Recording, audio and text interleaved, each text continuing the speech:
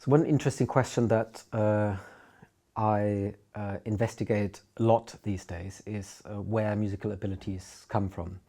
So are we born, or is everyone born with the same musical abilities, and do they develop through training, or are there individual differences between people and their ability to make music, perceive music, process music?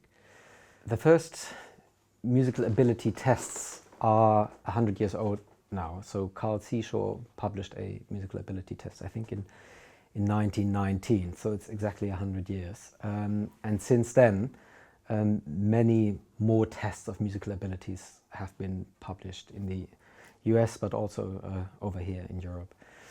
And the purpose of these tests at the beginning was to mainly to select able students so they could receive musical tuition and musical training, especially in times where paying a music teacher was expensive and there wasn't that much formal music tuition. You would only want to select the ones who would benefit most from music instruction.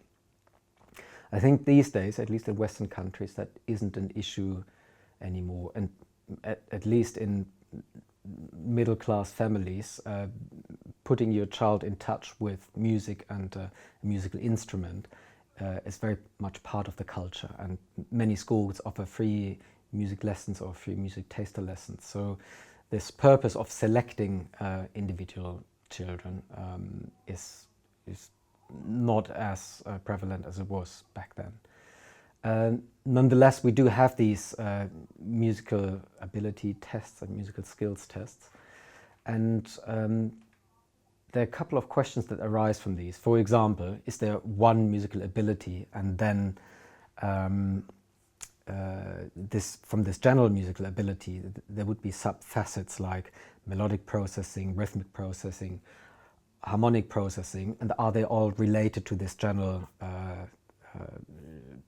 capacity, or are they very independent? So for example, could you be a rhythmic person, but you don't have a very good memory for melodies, for example? Or could you be someone who's very good at harmony, but you've got a problem with rhythm? So that's one question that hasn't been answered yet, and it's very similar to questions that are asked in general intelligence research, where there is the question, is there one G factor, one factor of general intelligence, or are there unrelated facets, unrelated abilities that don't belong with each other? And the same you could ask for music. And that's, I think, is still an unsolved question, even though people have answered that question. So for example, Seashore, the pioneer of musical abilities testing, said they're all unrelated talents. You can be good at rhythm, but that doesn't mean that you are good at harmony, for example, or at fine pitch discrimination. And others like Wing have said, no, there is one musical ability factor, and you're either good at music and you aren't, and that then explains why you're good at almost everything. In recent years, tests, or the focus of testing has shifted from children to adults, and many tests have been published in the last 15 years, new tests on musical abilities. And we know a lot more about how musical abilities correlate with, say, general intelligence, working memory, sensory processing, but also other traits like personality or autism. And this, the ability, or the range of tests that we have at our disposal now is really helpful to drive this development and see where music or musical ability sits among all the other human abilities that we have. And that's an interesting question. So whether music is related to other traits like intelligence, personality, or not. And there is obviously this claim in the literature that music and intelligence, for example, are related, or that music makes you a more social person because you often make music together with other people, and it's a social activity, and it's also an emotional activity. unlike chess, for example, which is also linked to high cognitive processing, chess doesn't have any emotional component. So music is unique in that sense that it's cognitive, it's emotional, and it's a motor activity as well. So it engages a lot of what we are and what we can do as humans. One question is how musical abilities develop. So how much is due to training and how much is due to individual differences. So for example, could there be, say, a hidden Mozart? So a person who's got a great musical talent but hasn't been exposed to music instruction yet, so has never touched an instrument. So could there be such a great musical talent without that person, him or herself, not knowing that they possess that great musical talent? Or do you only develop musical ability once you start engaging with music? So where does it come from? How much is genetics? How much is the environment? And how much is training in how skills develop? And this is a question that's very much debated at the moment. It's kind of the nature-nurture question that is being debated in other fields of psychology as well. But music is a very good domain to study that, because there's lots of people have exposure to music, have the chance to start learning a musical instrument, are exposed to musical training, and you can actually follow how they develop in their musical abilities over time. And this is a research project that we are pursuing at the moment, where we are interested in how musical abilities develop over the adolescent period. So in that time between 10 years and 18 years, so roughly secondary school years, most people go on a specific trajectory with music. Some people really take up music, intensify what they do with music, so invest more time to playing music, going to concerts. Music becomes their identity. They start learning music and they get better at music, and it becomes part of who they are, and music is very important to them. And then other people don't have that. They might have had the same chance, so they have been exposed to music, they had the opportunity to learn an instrument, they might have a similar family background, and yet they don't take up music for whatever reason, or they start an instrument and give it up again later. And the big research project that we're running at the moment is exactly about this question. So we're following children when they enter secondary school.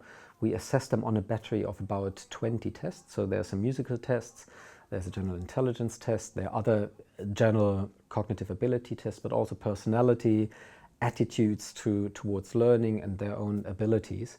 And we come back into the same schools every year and assess the same people, or the same children on the same tests, to see how they grow from year to year, and to see who goes on a trajectory with music that is really taking off, and who else might not go on these trajectories.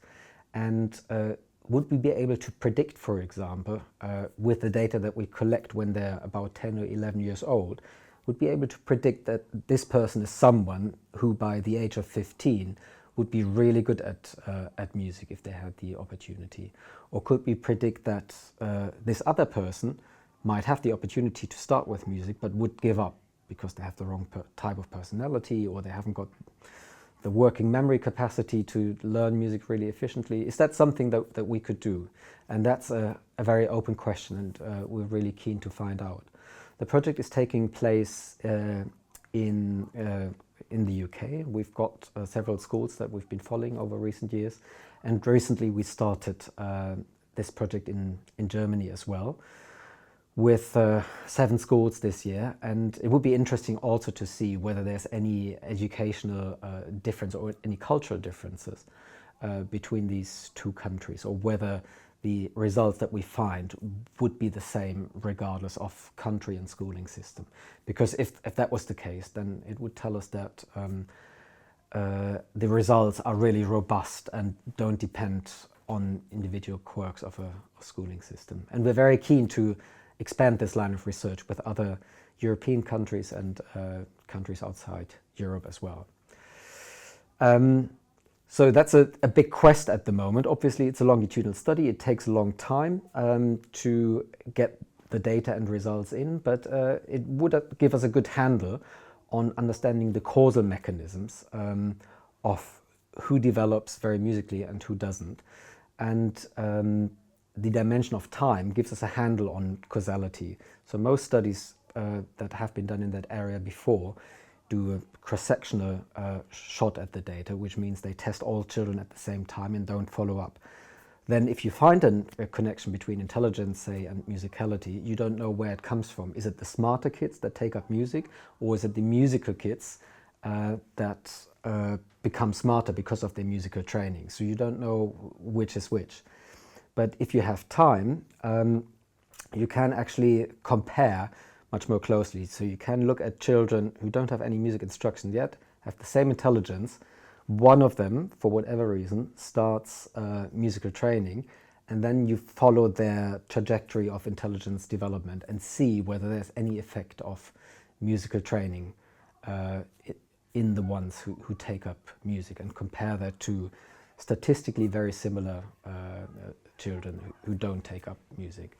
So that's a great handle to get at causal relationships, even though we are not intervening. So we don't prescribe people, you have to take music and you can't take music, because that would be unethical. So this is one of these questions where you have to take the data as you get it in the real world, and if you have enough of it, you might be able to make valid causal predictions.